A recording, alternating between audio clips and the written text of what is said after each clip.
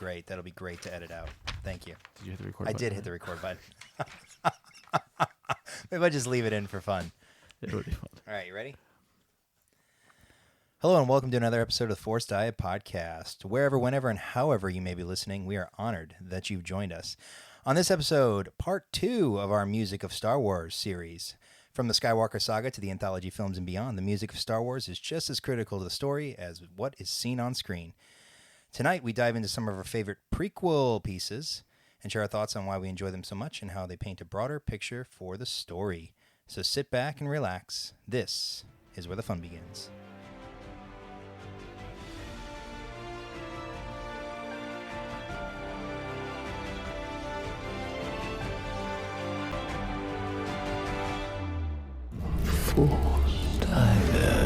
The Force is what gives the Jedi his power. Why is the Force connecting us? I am a Jedi. Always two there are. We're a dyad in the Force.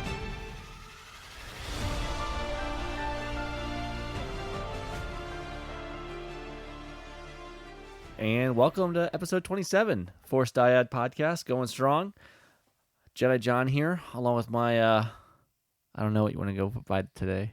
It's your intro. You Oh, well, I'll just give you the co-host with the mostest. Nope, co-hostess with the mostest. I appreciate that. I'm actually very concerned that I don't know what I'm doing. So, Obi Sean's here, as you've heard. How you doing? I'm doing good. Man, That you know what? it was I a would- shaky intro that was a because I didn't solid- realize we hit the record button. So now I'm all flustered. Solid 7.5 out of 10. Oh man, 7.5. It's passing. That's better than normal. All right. Yeah, looking forward to this episode. We are gonna go into some of our favorite pieces from the prequel trilogy, by of course our wonderful composer John Williams. Can't wait to get into that. But first, we passed a holiday. Yes. Easter holiday. Happy Easter. Happy Easter to everyone. Hope you all had a wonderful weekend and hopefully got to enjoy some time with the family. Yeah, hopefully nice and if- relaxing. Exactly. I mean, really, like And- Easter's a pretty non-stress holiday for the most part. I mean, it should just be pretty low key. I hope. For the most part. I Compared think to it like should be. Christmas and Thanksgiving and other assorted holidays. I will tell you, it's been a long time since I've had to pack Easter eggs. Mm. It's not fun. It's not fun. Like, What did you pack them with? so we just did like little pieces of candy because we had to deliver a certain amount of eggs to the neighborhood one, and then we also had like 10 packed for at home. What was the candy of choice? I think we did like the mini candy, like the mini like Snickers or Milky Way. And, Oh, you did the fun size Snickers and Milky Ways. yeah, that way I can eat them. Like the minis though, not the fun size. The fun size are little, the little the I like squares, the squares. little Yeah. squares. So we do the squares, pretty simple. Keep it light. And yeah, that was fun. It was cool. Watch them pick up eggs and stuff. Yeah. What about you? Yeah, pretty low key. My wife worked all weekend, so I was in charge of the kiddo. We dyed eggs on Thursday night.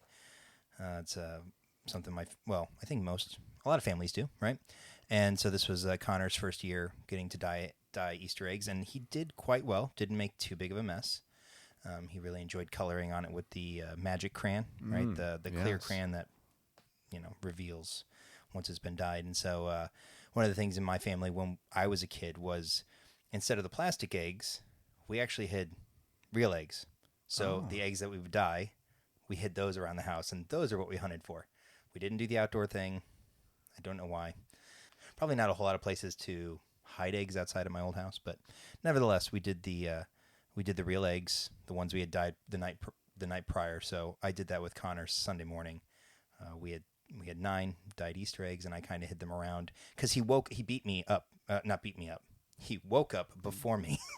He might have beat you. He up might have also. beat me up too, but he woke up before me Sunday, so I didn't have a chance to hide them before he woke up. I swear he's like an old man. He gets up, he brushes his teeth, gets himself dressed before I'm even out of bed. He's got coffee on He in the does. kitchen. Yeah, he's ready to go. He knows how to run the Keurig. Anyway, so I had to take the opportunity when he was distracted to hide them. So I had a couple in his room and a couple in the front room. So he had a lot of fun with that. And then we visited with my in-laws for lunch, and they had a little Easter egg hunt for him too. So they did the Reese's miniatures. Oh, yes. The Reese's Cup miniatures. So we have 14 of those at home because he ate one. So we had 15 to find. I thought you were going to say you ate that. No, You ate one. no. I've been very good not eating his candy. So More willpower than I do. for now. After about a week, I'll probably start diving into his stuff. So yeah, it was really, really chill, really laid back. It was nice. So That's good. I'm glad. Awesome. So before we dive in, we want to plug the ongoing giveaway that we're doing. We've got 7 prints from courtesy of Fantasy Realms Art. We'll put the link to the website in the show notes. But we've got 7 awesome Star Wars prints for giveaway. So later on in the episode, we will share a secret phrase or secret code that you can either email to us or you can DM us through the various social channels, and you will be entered to win one of these prints. We'll do a random drawing, at Star Wars Celebration, I think. So We'll do it live. We'll do a live one there. We'll do a live drawing. So we will ship or mail them anywhere in the world. So anyone is welcome to enter. Keep an ear out for that code later on in the episode. Should be a lot of fun. You have to pay for the shipping. Nonsense. I'm kidding. I will cover the shipping. Of course we will. I'll cover the stamps. But we're very the there stamps, might be 30 stamps on it if it's going overseas, but it'll get there. It'll get there one way or another.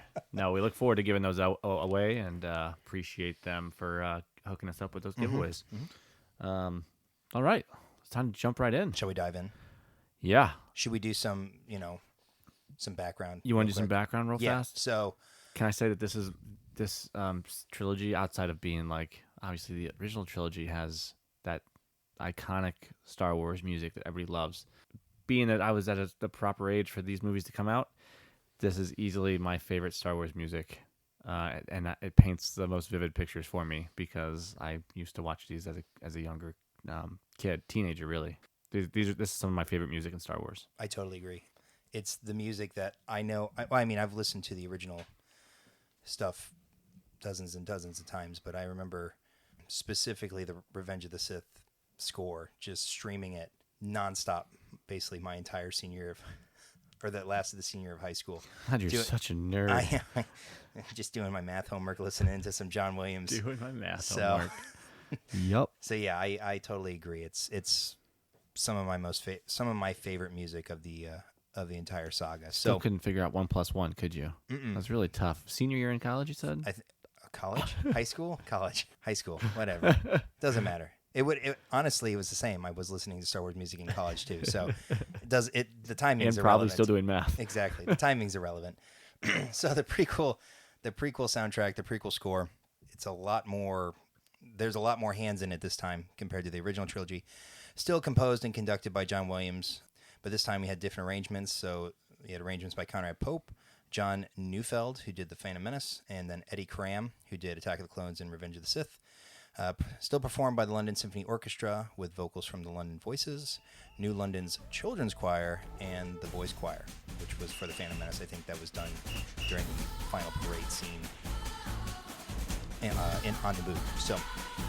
So yeah, a bit more hands in creating this one, but still good nonetheless. So we'll start with The Phantom Menace, as it was the first. Some fun tidbits regarding the recording. So it was recorded over a week in February of 99, and the soundtrack was certified platinum in the U.S., peaking at number 3 on the Billboard 200 chart. It's pretty crazy. It's pretty wild. That's nuts.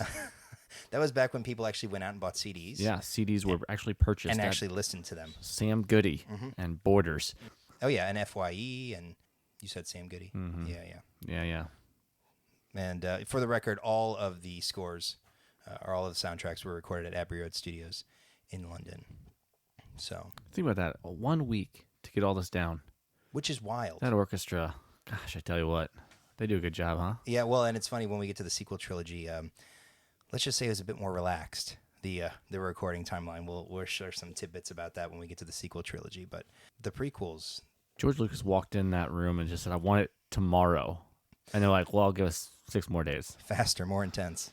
But good stuff. Mm-hmm. Good stuff nonetheless. So the first piece we'll kind of talk about, we alluded to it, I think, in the last episode, is Anakin's theme. We mentioned that there's a lot of themes, a lot of theming in Star Wars. And they're actually, so I was doing some research, trying to, sound like I knew what I was talking about, which we'll see how that goes. But there's actually a word for that called leitmotif. and I totally probably butchered that. I don't know if it's French. It could be German. I don't know. I don't know. That's one word, but it means leading motive, and it's basically a recurring and evolving music theme for narrative elements such as characters, locations, ideas, sentiments, objects, or a specific part of the film.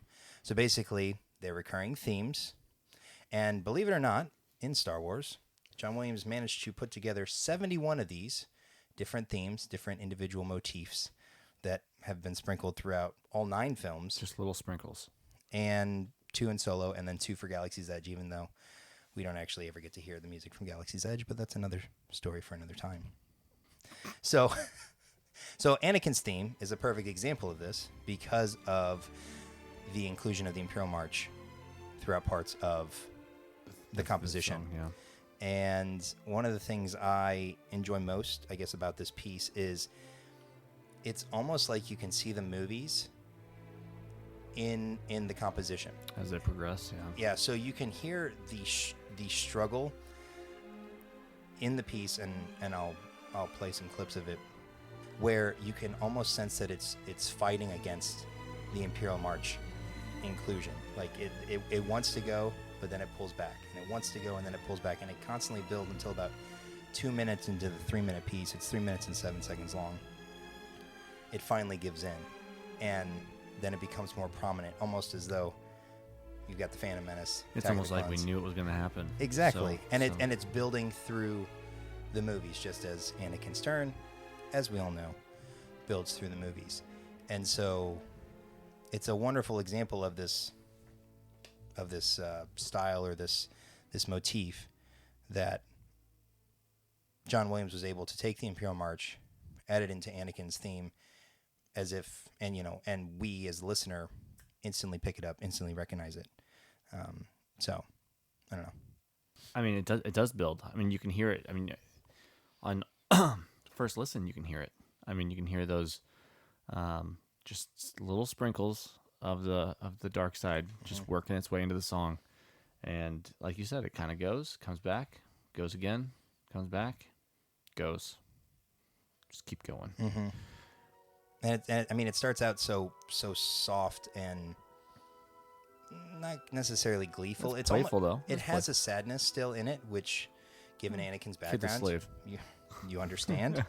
And the fact that he's taken from his mother and then subsequently loses his mother. I mean, there's just it's hard to be happy when there's so much sadness in your life. And so I think, again, the way that John composes this does a wonderful job of painting the struggle that Anakin begins sort of his life with, as well as what carries on. Because again, just like the other themes, it's reprised at different points throughout the films, and so it's almost all encompassing. And one of the things I learned in doing the research too is that the Phantom Menace was the backbone for both Attack of the Clones and Revenge of the Sith. Basically laid the groundwork for a lot of the music that was going to be used throughout the other 2 films, so they didn't have to add in as many additional themes or motifs in the second and third films, because they had so much to go off of from the first one. So that was something kind of cool to learn while doing the research. Yeah, absolutely. Next song on the list from the Phantom Menace, before we get to the big ones, the Panaka and the Queen's Protection. Just really cool. It starts going right away. Like, as soon as the music kicks in, it is like you're going. This is a song that's going on during the escape from Naboo the first time. So it's when all the fighters get in, when they're going through the hangar, and they're busting out. So it's a very fast-paced musical piece. It's non-stop pretty much the entire time. But you get those classic Star Wars sprinkles from the original theme in there. And yeah, it's just kind of a non-stop song that, I mean, you're in the middle of a chase and escaping. So it lays the groundwork well, and it really lays out the scene. It's, yeah, like you said, it's one of those songs or pieces that you can see the scene in your head, right? You can see the droids, waking up, rolling out onto the exterior of the ship to try and repair it, and you can see them being picked off one by one. And thankfully R2 has plot armor, Just a little bit. and so he's going to be safe. But the music still does a good job of adding in that heightened sense of tension. That even though you kind of know how it's going to end up, right? It has to work out. It does a good enough job to kind of keep you on the edge of your seat and keep you in the movie. So, again, one of those pieces that's really good for painting the picture, even if you don't have the movie in front of you. Yeah, good addition. Great addition. Nice addition. Yeah. Absolutely. And then we get to the big one, Duel of the Fates. This is probably, I might say it's the most recognizable song from the prequels in Star Wars. Unquestionably. I don't think there's another one that is. There's maybe one that's close for Star Wars fans, that is, but even for non-Star Wars fans, like they could tell you potentially what this movie, like what's going on in the scene at this point in their life, just because this movie's been out for 23 years now, and it's the most played song on Spotify from John Williams. So I believe it's the only Star Wars piece to get its own single. They released a Duel of the Fates single. Oh wow! Off the soundtrack, So I don't believe any other piece of Star Wars music got its own standalone CD. Yeah. So again, speaks to how popular it was, and still is. Yeah. I mean, not many songs have 77 million plays on it. I mean, that are in a movie. Oh yeah. That aren't like a pop song that has taken off. Like we're talking about a movie, an iconic movie song. Mm-hmm. So. Well, and speaking of Duel of Fates, I mean we'll talk a bit about kind of the scene, right? But one of the cool things, as we've discussed before, is the use of the theming throughout the different movies. Now, obviously, we get the fight between Obi-Wan, Qui-Gon, and Maul within the Phantom Menace, but it reprises itself during the scene in Attack of the Clones when Anakin hops on the speeder and takes off towards the Tusken camp, and then in the Revenge of the Sith during the duel between Sidious and Yoda. And you think about Duel of the Fates, right? It's the duel for Anakin between Maul, Obi-Wan, and Qui-Gon, and the fact that with Qui-Gon dying, Anakin loses that father figure, and it's truly the duel of Anakin's fate. But bringing up at those points in Attack of the Clones, again, Duel of the he's struggling internally, right? Duel of the Fates. Yep. Similarly, between Yoda and Sidious, literally, Duel of the Fate. Depending on who wins, right? That's the outcome. And so, along with being an amazing orchestral piece, which it is, the gravity that it has at different points throughout the series, I think, is a testament to it as a song or as a piece, that it kind of transcends and has more meaning than just, however long it is. How long is it? 4 minutes and 14 seconds that it lasts on screen. I mean, you get the door opening, and I don't remember if they played it in the trailer. That was in probably in 98 was when they played the first trailer, and I don't remember hearing it. But when that door opens, and Maul is there. I mean, when it played during the Kenobi trailer, I got goosebumps. I get goosebumps every time I listen to Duel of Fates. I don't know about you. No, yeah, absolutely. It's one of those pieces that hair raises, and you're like, it's intense. It's an intense piece, and from the backstory that you already know about the original score for it, like that's a pivotal part in the movie itself. Mm-hmm. Not knowing anything that's going to happen later, even though we know, but if you're watching just Star Wars for the first time and that's where you start, you don't know what's going to happen. And but yeah, when that door opens and then you get the igniting of the second blade, and yeah, I mean, it's a big thing, and that was in the trailer, and everybody knew it, and it was still a huge entrance for that character. That thank goodness we got more of after this movie. Well, and listening to it, whether it's on Spotify or if you happen to have an old CD of it, I mean, kudos to you. But hearing it live with the symphony and a choir, I mentioned it in previous episodes about seeing John Williams in concert. I've seen them play Duel of the Fates live, and the choir, the singing, I feel like that's what always gets me. The first lead in with the choir, and hearing that live is you just close your eyes and again you see everything that is happening on screen. You don't need the movie, and you can just play the movie in your mind. And it brings back memories of seeing it in the theaters the first time, and like you said, that point in our childhood where it was our first in theater experience. Brand new Star Wars. Experience with Star Wars. Wars. Yeah. No one ever knew. We didn't. After the special edition came out, you're like, all right, that's cool. And I guess they were already working on it at the time, but you never know if Star Wars is coming back, and then boom, and then this is what this is the first movie we get, and the music. It's funny because none of these scores, neither Phantom Menace, Attack of the Clones, or Revenge of the Sith, got nominated for Best Original Score. Every other one in the Skywalker saga did. So the first three, the last three. The prequels got no love. Now, Yeah. I don't know why that is, but this song alone, this piece alone, should have at least merited a nomination.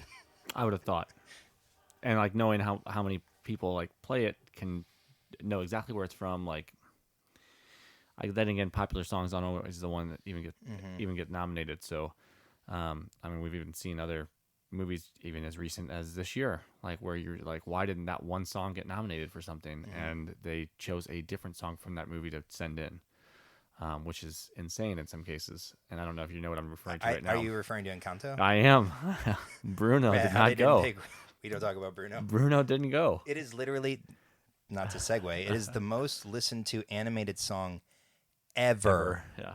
It has surpassed The Lion King, Can You Feel the Love Tonight by Elton John. I'm surprised it passed up Let It Go already. Well, that apparently is only number 4 or number 5. Really? Elton John, Can You Feel the Love Tonight from Yeah. The Lion King was number 2, and Bruno has passed it. So, Pretty crazy. yeah. Anyway, but Back to the- no Oscar. Right. No Grammy, whatever it is. What do they get? Yeah, no Oscar. No Yeah, Oscar. No Academy Award. Not even a nomination. Correct. They picked Dos Oregutas, Yeah. which is also a great song.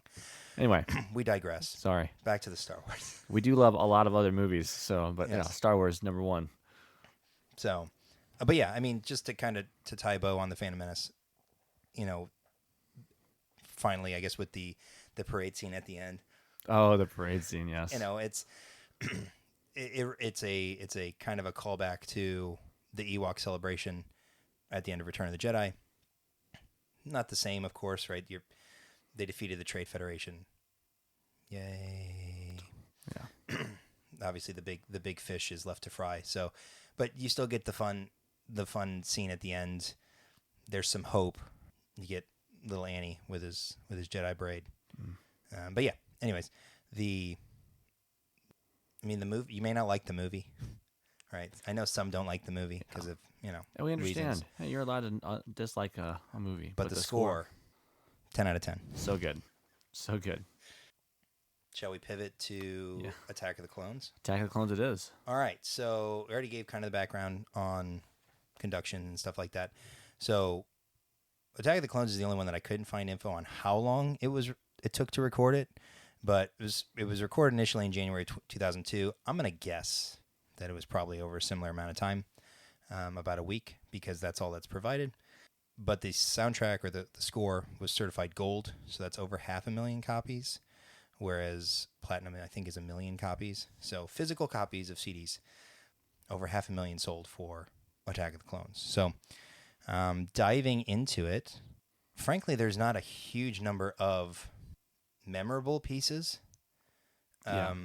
Like you can picture the scenes for stuff, but overall, like it's not go-to songs, so to speak. Right, and this was the first film that was shot completely digitally, and so there were, during like edits, there were pieces that were removed, so they actually laid in a lot of pre-recorded tracks, from previous films. So I think that's probably why there's not as many distinct pieces, because as I mentioned earlier, they used a lot of the stuff from the Phantom Menace and just dropped it in at different points.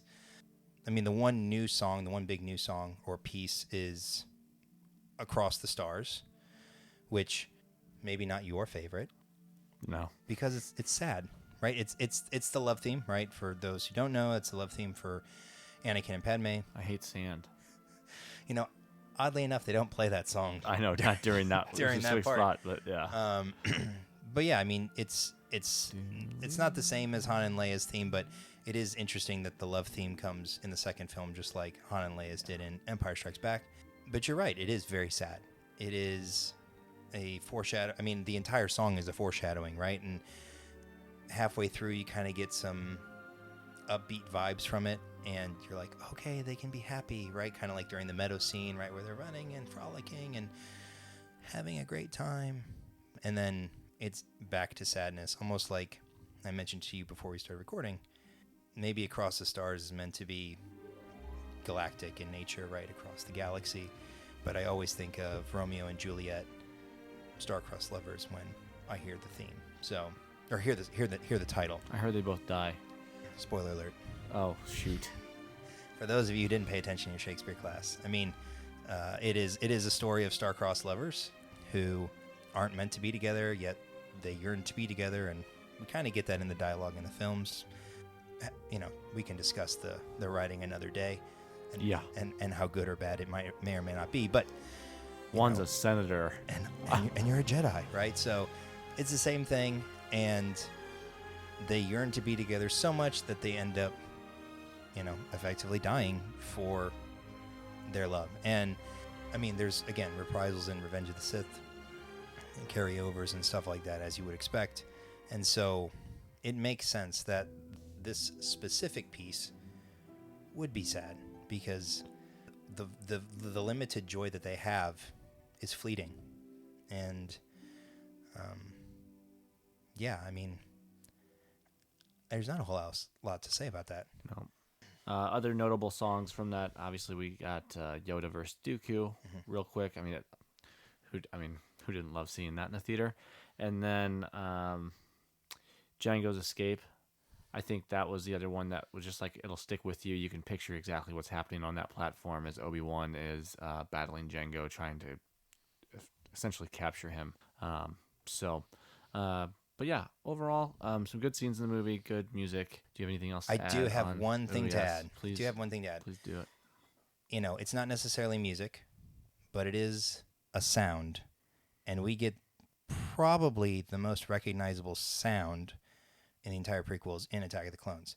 It's the pictures that you can hear, right? You see, if you're listening, you might be yelling at your listening device because you know what this is, but it's the seismic charge that Django drops out of his Slave One during the chase through the asteroid field with Obi-Wan. That sound, I mean, short of a lightsaber ignition and maybe the TIE fighter howl, swooping in, the howl coming in, that is the most, for me, like the most memorable sound in Star Wars. It's that and the Death Star siren, like the emergency siren that we're going off. Oh, wow. Yeah. Mm-hmm.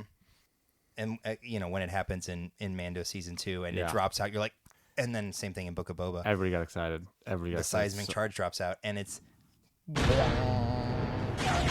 so good. So it's just, I did want to throw that in as, because you can't have a discussion about music without talking about some of the sounds as well, the sound effects. And that sound effect for that seismic charge is Phenomenal. probably one of the most memorable sounds in the entire saga. So Yep.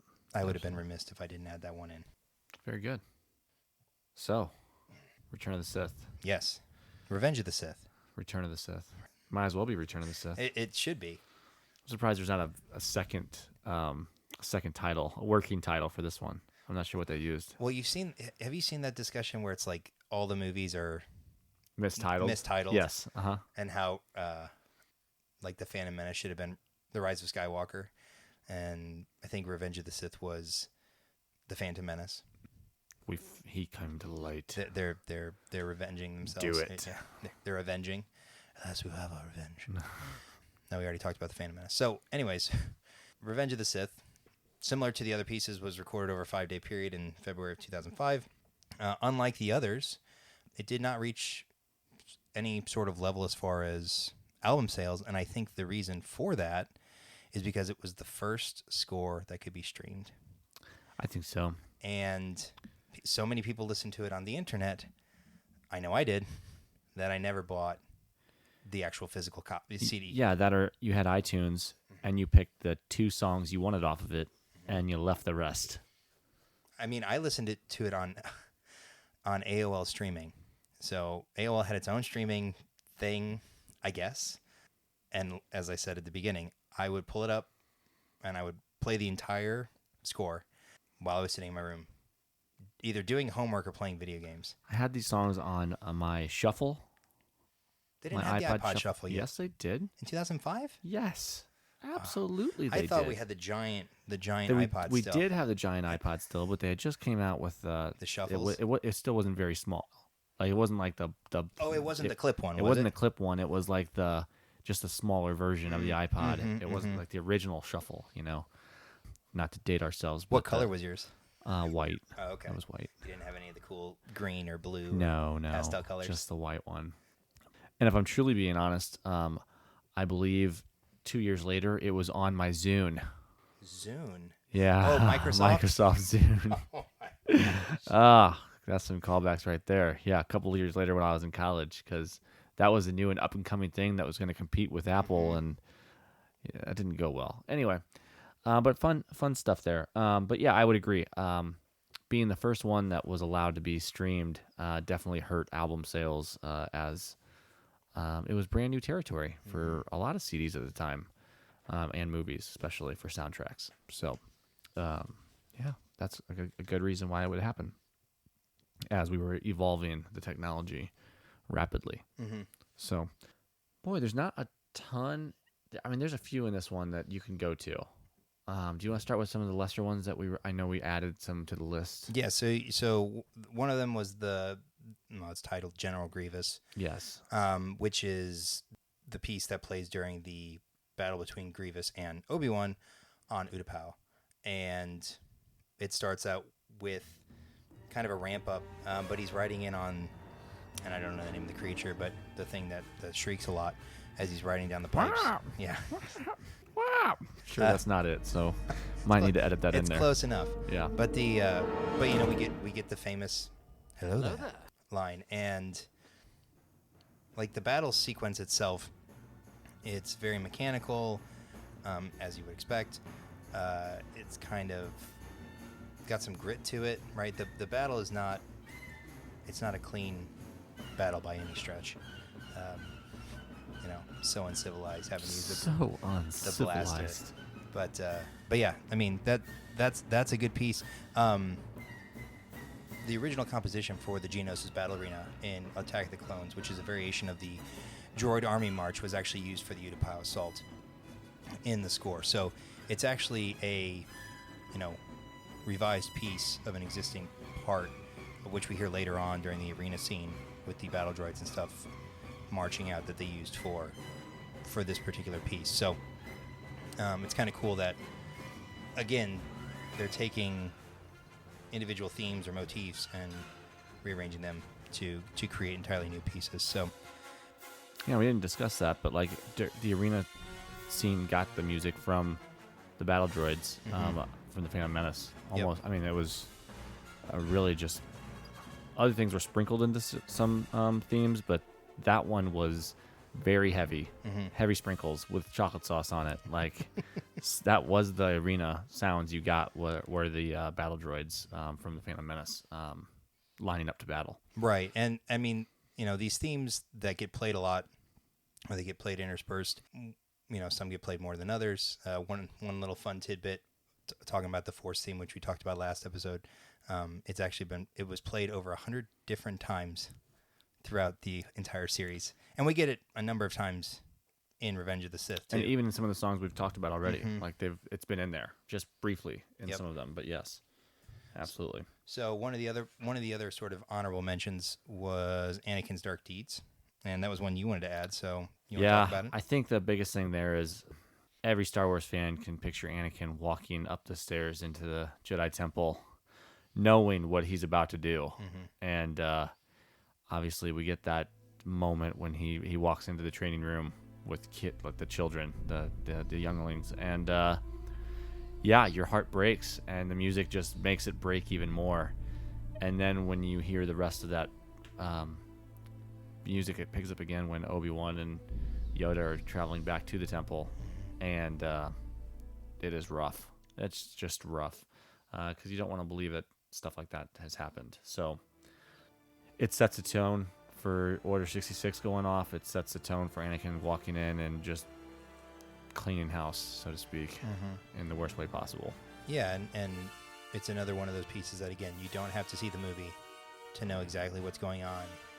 Yep, it is. What a rough scene. There's a lot of darkness, Yeah. obviously, in Revenge of the Sith. I mean, there's not a lot of happiness at all in any of the pieces of the score. And I think, it's one of those things, too, where each trilogy, so in some of the research I did, learning that John Williams likes to score each film on its own, but that, between the trilogies, there's a theme, within each subset is its own thing, but there's a general theming across each trilogy. And one of the things I think in the prequels is tragedy. There's not a lot of uplifting pieces in any of the three scores. Whereas if you get into the original trilogy, you have a lot more hope. You have a lot more. I mean, we end with Yub Nub, we end with a very uplifting song after a victory. Right. And so I think starting with the Phantom Menace to Attack of the Clones to Revenge of the Sith, it's progressively darker as things get progressively worse. So, I mean, it makes sense that none of the pieces in this particular score are happy, and that kind of leads into I'm going to call it a trio because they're all kind of related. They're all within the same climax at the end of the film. Between they all roll into each other. They do. You've got Anakin versus Obi-Wan. You've got then the Battle of Heroes, and then it finishes with the immolation scene. And so, Anakin and Obi-Wan is effectively the Battle of Heroes, but it's the beginning of the lightsaber duel on Mustafar, and then halfway through it rolls into Battle of Heroes, and we get that jump back to the duel between Yoda and Sidious in the Senate chamber, and again, the Battle of Heroes, right? Now, I wouldn't exactly call Sidious a hero, right? But you've got Yoda versus Sidious. He's a hero for some. He's an anti-hero, right? And then you've got, obviously, Anakin versus Obi-Wan. The Empire was right. Okay. and then jeez. And then the immolation scene is, after all is said and done, you have the emotion between Anakin and Obi-Wan on the shore of the lava fields or on the lava river, and again, you can actually hear the dialogue between the two in the music. You can almost just, you were my brother, Anakin. I loved you, and you know exactly where to place it in the song or in the score. The emotion it carries with it, and so to back up and talk about Battle of Heroes, like that was if there was a counter for how many times I listened to a particular song from the score, Battle of Heroes was like at least 100 times listening to it compared to the rest of the film, or the rest of the music. But those three, that kind of trifecta of pieces tells that final battle, tells that final story between Anakin and Obi-Wan so well. So, is there anything you want to add to it? I mean, no. I mean, if you didn't know, right, it would be one song playing through the whole thing. Because Anakin vs. Obi-Wan is so similar to Battle of Heroes, and it leads into it so nicely. So, and then same thing with the immolation scene. You think it's the same piece, but it is split up, and it's very important distinction too for those scenes because they're very different. You obviously have two very equal parts going at each other on both ends, between Yoda and Sidious, and then Anakin and Obi-Wan. Very equal duelists on both sides of those fights, along with Force abilities and everything else. So those two songs go so well together, and then the immolation scene is just it's a very powerful final dagger in the complete turn of Anakin to the dark side, even though he was already there, obviously, but it gets to the point, I hate you. So it's well, and you have that brief moment where he's calling out for help, right, to Obi-Wan, and Obi-Wan just shuts the door, and then he's gone forever, sort of thing. It was almost like that last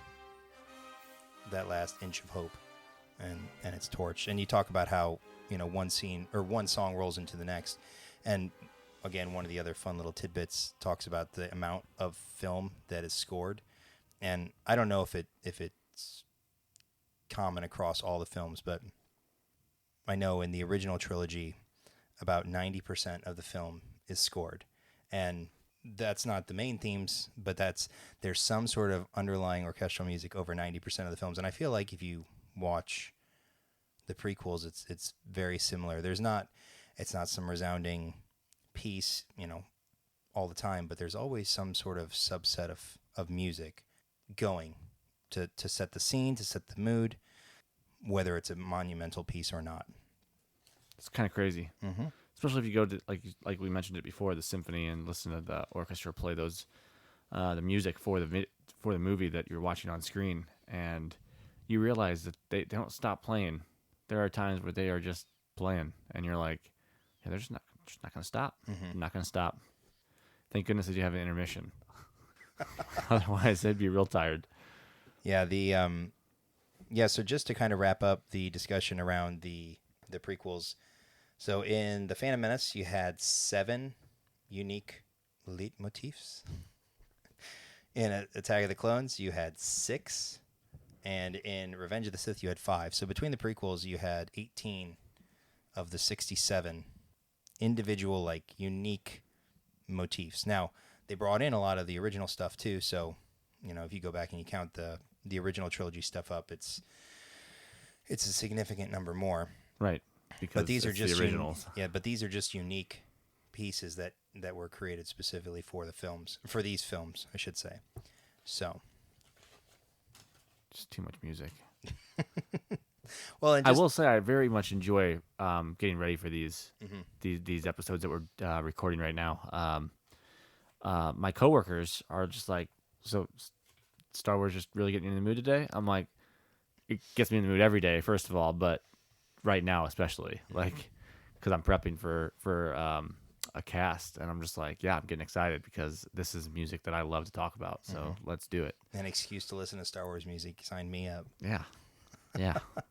So one of the things I feel like we missed out on during last episode were some fun little tidbits for the original trilogy, and as we did tonight, talking about the commercial success. The original score for A New Hope was certified platinum, and The Empire Strikes Back was certified gold. Poor Return of the Jedi, no love, but they didn't have a whole lot of pieces anyways. But and again, those first two introduced the really iconic Star Wars scores from the original trilogy, and those were, for all of you young people out there, those were on things called records, vinyl records. They're large. Your parents might have them in their basement.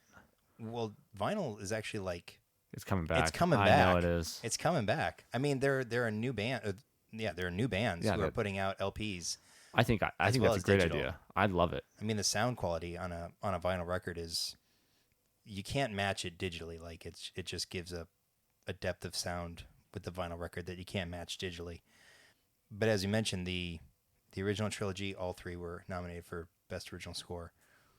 So, and just to put a bow on it, in 2005, the original Star Wars soundtrack from A New Hope was voted the most memorable film score of all time by the American Film Institute in a list of AFI's 100 years of film scores. So that was voted on by a jury of over 500 artists, composers, musicians, critics, and historians from the film industry. So it says a lot about how good it is. Over a century or so of orchestral music. And there are for films a lot of great composers and a lot of great scores. There's so many. We can go movie to movie. I mean, we can name quite a few people off the top of our heads because they're so well known. But in our era, John Williams is, if not the top of the list. I mean, he's the top of the list for us, but I mean, it is for me at least. So, I think he has 11 or 12 Academy Awards for for his scoring. Just in my lifetime though, I don't. It's gonna be hard pressed to find a composer that overtakes him as my number one. And I mean, he's done so many other movies also, so it's just kind of insane his body of work. So, a legend. Truly, I mean, there really is no other thing to say about it. I mean, he is legendary, and you know he deserves all the accolades he gets. You mentioned some of the others like Hans Zimmer, Howard Shore, some other ones that come in my head. James Horner. Those are some of the ones that I would listen to, along with John Williams, along with Star Wars. Those are the ones that I would listen to. Sure. Growing up, so can't beat Star Wars though. Can't beat it. Can't beat it. And my son sits quietly in the car and listens to it. That's So nice. I'm not upset about it. I'm trying to convert my son. Well, he can't talk yet, so once he can talk, he'll probably tell me to change it to something else. But for now, he just sits there and listens while we're driving. Works for me. I can't wait to tell my wife that What's that? he's quiet when Star Wars music is playing. So you're just gonna have to play that on repeat. Yeah. Shucks. Oh darn! Oh darn. Anyway, but yeah. Break it to her softly. Yeah, right. So as we kind of tie a bow on that, we'll get to the secret code for the giveaway real quick. Yes. So this week's secret code is going to be Attack of the Clones or AOTC. You can send either one. You can find the entry details on our various social pages. I will pin a link in the show notes for it. Yeah. Just message us though. You can send us a DM. Super as well. simple. Super easy. Yeah. Again, Attack of the Clones. AOTC. And right before we wrap up, big shout out to our guys over at Galactic Dads. Give them a listen. They're in the middle of covering Moon Knight, so if you're interested in Marvel, DC, comics, games, all that good stuff, along with some daddy issues to boot, and, well, beer. Who doesn't like beer? But those guys are, like I said, right in the middle of recording their recaps of each episode of Moon Knight right now. That's hot off the press on Disney+. But if you're interested in other fandoms, go check them out. Find them at Galactic Dads on all the social media platforms, and you can pretty much listen to them wherever you get your podcasts. So, as we come to a close on this episode, we want to thank you all for listening. We hope you've enjoyed our trip down memory lane with the prequels. If you did enjoy it, we ask that you share it with friends and family. If you could give us a rating, review, be sure to like and subscribe. It really does help the cast, and we really do appreciate it. Feel free to reach out to us on our social channels and let us know what some of your favorite pieces are. You know, what do the prequels mean to you? And let's keep this conversation going. But until next time, for Jedi John, I'm Obi Sean. May the Force be with you.